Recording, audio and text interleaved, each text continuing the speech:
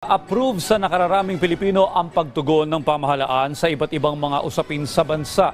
Ito'y batay sa survey na isinagawa na pahayag second quarter survey ng Publicus Asia Incorporated.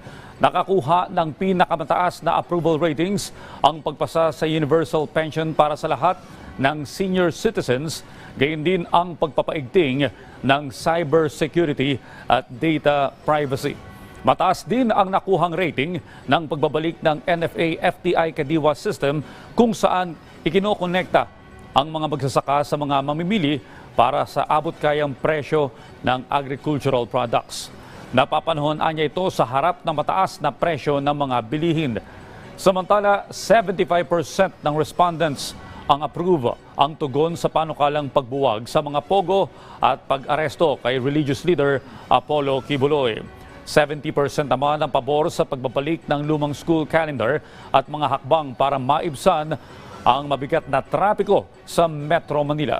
Kabilang naman sa mga usapin ang Absolute Divorce Bill, panukalang pag-amyenda sa Rice Tarification Law at inflation.